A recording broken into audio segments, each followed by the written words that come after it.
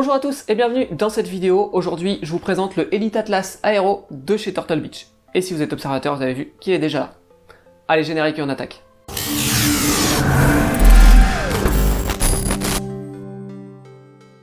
Comme d'habitude, on commence avec le déballage du produit. À l'intérieur du carton, on aura bien évidemment le casque, son dongle USB, le micro amovible, un câble USB micro USB pour la recharge, un câble mini jack 3.5 pour le mode filaire et un manuel.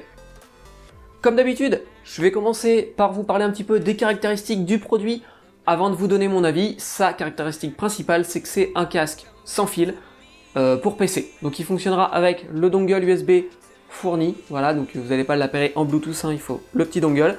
Cependant, on a aussi un mode filaire grâce au câble mini jack 3.5 fourni dans la boîte, histoire de pouvoir le connecter sur Xbox, PS4, etc. Alors après, je vous arrête tout de suite, puisque si c'est possible, techniquement, ce mode filaire va priver de bon nombre de fonctionnalités, et des fonctionnalités avancées de ce casque. Ça en fera un casque un peu plus basique, donc l'idéal, c'est vraiment de l'utiliser sur PC pour tirer vraiment parti de toutes ces fonctionnalités, technologies et caractéristiques. Alors étant donné que c'est un casque filaire, forcément, il va fonctionner sur batterie, et au niveau de la batterie, on a une autonomie annoncée de 30 heures. Alors moi je vous le dis tout de suite, au niveau de l'autonomie, j'ai pas vraiment mesuré, parce qu'en fait je m'en suis servi longtemps. De temps en temps je lui mettais des petits coups de recharge, etc. Mais j'ai pas vraiment mesuré l'autonomie, en tout cas oui, ça dure vraiment longtemps. Et vous allez le voir après, mais sur le soft, on peut voir le niveau de batterie et tout, donc c'est plutôt pas mal. Et franchement, ça tient la route, vous pouvez jouer largement 1, 2, 3 sessions de jeu, voire plus, selon la durée de vos sessions de jeu. Avant d'arriver au bout de la batterie tout simplement. Et qui dit batterie dit forcément poids, et là pour le coup on est plutôt bien noté puisqu'il ne pèse que 395 grammes environ, photo à l'appui. Donc c'est plutôt correct, c'est pas trop lourd, et honnêtement on va aborder la partie confort après, mais avec ce poids là il se laisse quand même assez oublier, il est quand même super agréable. Au niveau de sa conception, le Elite Atlas Aero possède plusieurs boutons sur son oreillette gauche. Alors, on va avoir ici, on va le voir après dans le soft, mais une petite molette personnalisable, voilà. Une molette pour le son du casque, tout simplement. Un bouton personnalisable. Le bouton on-off, pas trop personnalisable, faut quand même un bouton pour l'allumer. La petite LED qui nous permet de connaître le statut du casque, s'il est allumé ou pas notamment. Le port micro USB pour le recharger. Le port mini jack 3.5 et le port pour le micro amovible. Et attention, sur le côté, on aura également un petit bouton ici pour venir couper le micro ou réactiver le micro. Je le trouve moyennement pratique, moi personnellement, ce bouton, puisque il n'est pas avec les autres. J'aime bien les avoir sous le pouce, voilà, et le retrouver sur le côté, bon, c'est un coup à prendre, mais c'est quand même un petit peu moins pratique que les autres boutons. Abordons la partie audio, et ici, Turtle a décidé de doter le Elite Atlas Aero des drivers 50 mm Nano Clear dont je vous ai déjà parlé, c'est un petit peu le top chez Turtle. Ce sont les mêmes drivers tout simplement que sur le Elite Pro 2 que je vous ai présenté récemment.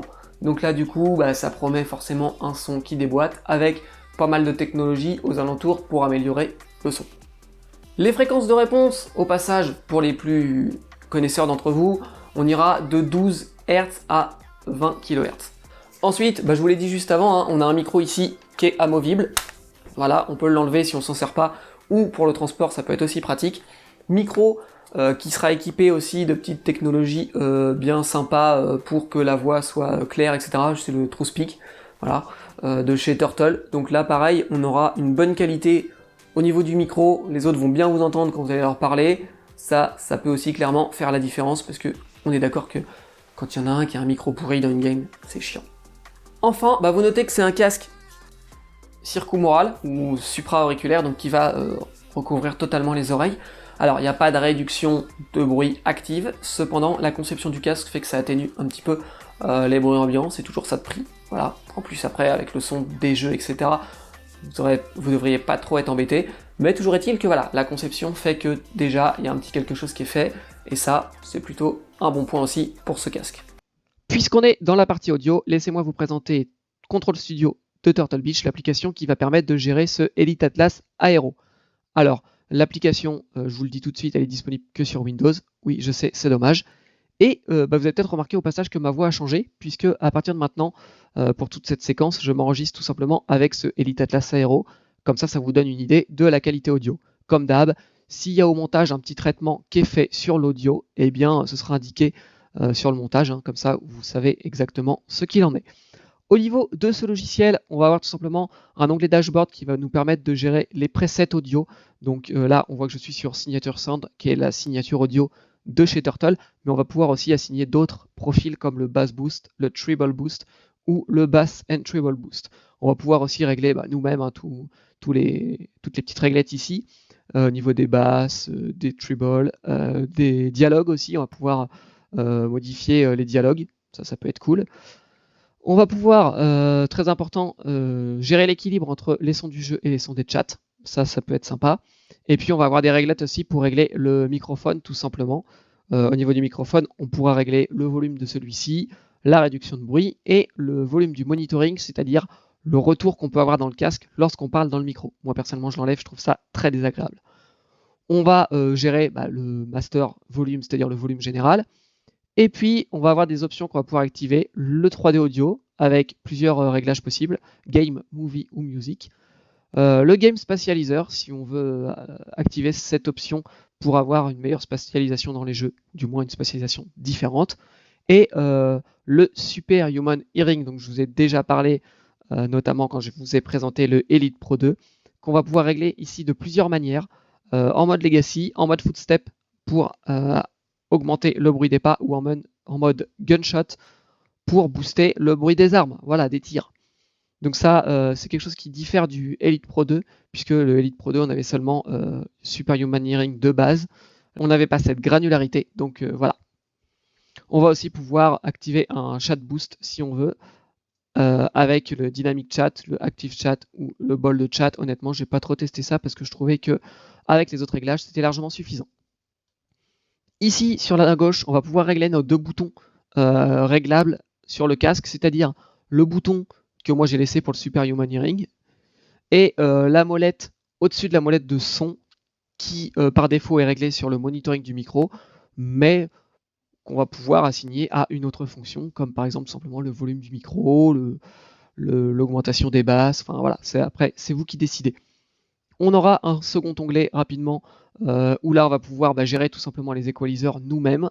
On a un equalizer ici à 10 bandes qu'on va pouvoir gérer selon nos préférences. Ça c'est vraiment pour les plus exigeants puisque je pense que les 3/4 d'entre vous ne l'utiliseront pas.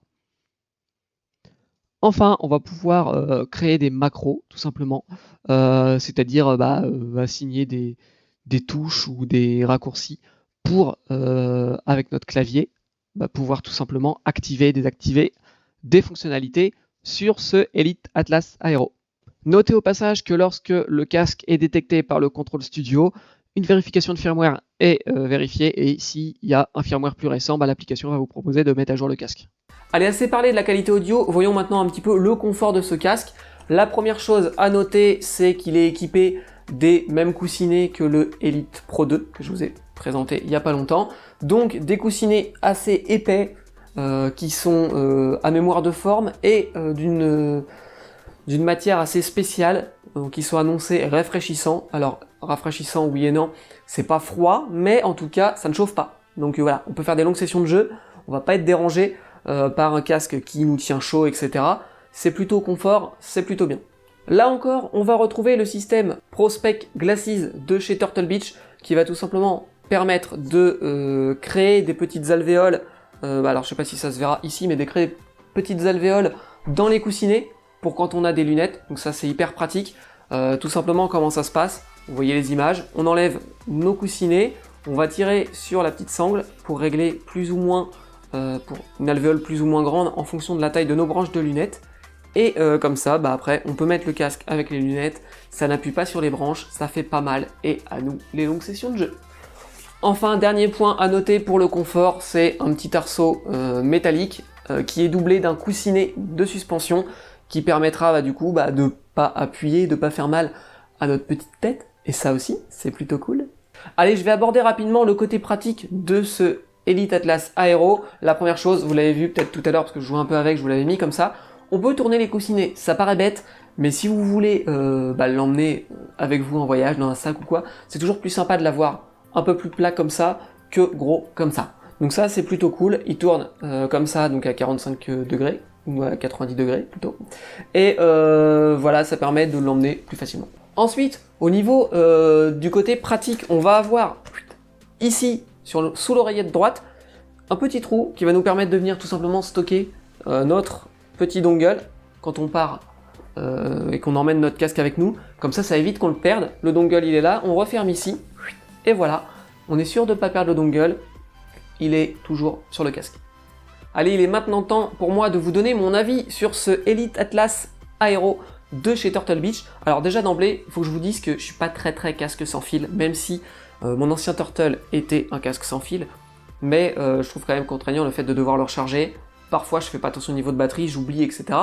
Et je peux me retrouver sans casque, ce qui peut être gênant. Bon, toujours est-il que ce casque, entre nous, c'est un mode love.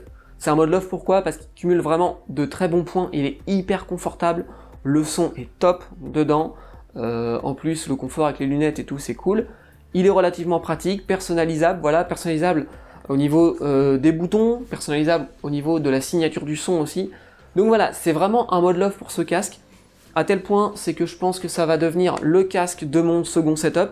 Vous avez le setup derrière moi avec le Elite Pro 2 qui est mon setup sur lequel je game, et j'ai un autre setup dans la pièce d'à côté avec la PS4, la Recalbox, etc.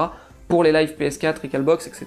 Et du coup, je pense que c'est ce casque qui va devenir le casque de ce setup parce que franchement, il est vraiment stylé, il est vraiment cool, il a quasiment que des bons points, c'est presque un sans faute.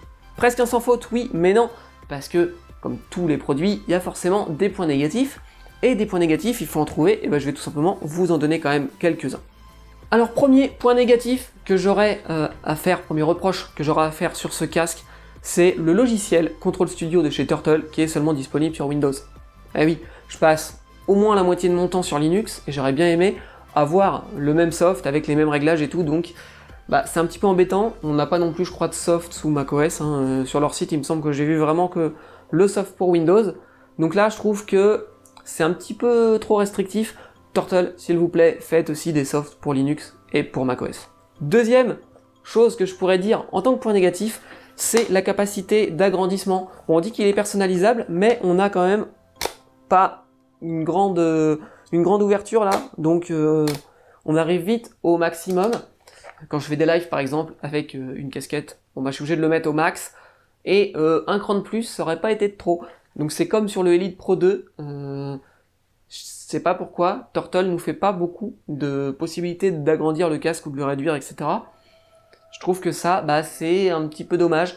Je sais que sur des casques concurrents, on peut arriver à avoir un peu plus de jeu, et pour s'adapter à toutes les têtes qu'il y a sur Terre, c'est peut-être un avantage quand même d'avoir plus de possibilités. Autre point entre guillemets négatif, voilà, c'est le fait d'avoir les deux molettes rapprochées les unes à côté des autres. Ça aurait été plus judicieux, je pense, d'avoir une molette en haut, une molette en bas. C'est par exemple ce que j'avais sur l'ancien Turtle, mon Air Force Steel 450, où là, on était sûr de pas se tromper puisque les molettes étaient loin. Là, elles sont relativement proches, et à peu près, moi, une fois sur deux, quand je veux toucher à l'une des deux molettes, je touche à l'autre. Donc, c'est moyennement pratique, je trouve. Turtle, la prochaine fois, si vous faites par exemple une V2 du Atlas Aero, n'hésitez pas à mettre plutôt la deuxième roulette en bas, ce qui permet de ne pas faire de fausses manips, et pourquoi pas de ne pas perdre de temps, parce que parfois quand on lâche en jeu le clavier pour modifier le truc, on n'a pas envie d'y retourner une autre fois, etc. Donc voilà, petite piste d'amélioration. Et autre piste d'amélioration, parce que bon, on est en 2020, le casque date ok de 2019, mais en 2019 ça existait déjà, USB-C quoi. Le micro USB, franchement maintenant c'est plus possible, tout le monde fait de l'USB-C, donc je trouve ça dommage, à l'heure où tous les périphériques tendent sur de l'USB-C, d'avoir encore ici un micro USB. Si vous partez en déplacement, ça vous oblige à avoir un câble micro USB, alors que peut-être que tout le reste, par exemple câble de téléphone, etc., sont maintenant en USB-C. Donc s'il vous plaît, Turtle, prochaine fois, un petit coup d'USB-C, ça fera plaisir. Bon, toujours est-il que du coup le bilan pour ce casque il est plutôt positif, il a quand même beaucoup de bons points, de très bons points même, et voilà, je chipote un peu en lui trouvant des points négatifs, parce que oui, il y a toujours des pistes d'amélioration. Maintenant, il n'y a rien de rédhibitoire, donc franchement, vous l'avez compris, hein, pour moi c'est un mode love et je ne peux que vous le recommander. On n'a pas parlé du tarif, il est vendu 149 € je crois, on va dire 150 €, donc effectivement, hein, il se classe certainement dans les gammes de prix un peu plus chères, c'est pas de l'entrée de gamme, hein, clairement les produits Turtle on les connaît, et c'est pas du entrée de gamme, on est sur des casques haut de gamme avec toutes les technologies de la marque. Donc voilà, mais si vous avez envie d'un bon casque qui va durer dans le temps, qui va être efficace, qui va être confortable et tout, et bah franchement, je peux que vous le recommander. Et comme d'hab, petit lien dans la description si vous voulez l'acheter. Vous pouvez passer par les liens, ça permet de soutenir le blog et la chaîne, et ça me fait toujours plaisir. Je remercie du coup Turtle Beach de me l'avoir envoyé pour que je puisse le tester et vous le présenter. Si vous avez des questions sur le casque, vous n'hésitez pas, vous me les posez en commentaire. Je passe régulièrement et je réponds dès que j'en ai l'occasion. Et puis sur ce, moi je vais aller geeker, donc je vous souhaite une bonne journée ou une bonne soirée, selon quand vous regardez la vidéo, et je vous dis à plus, allez ciao!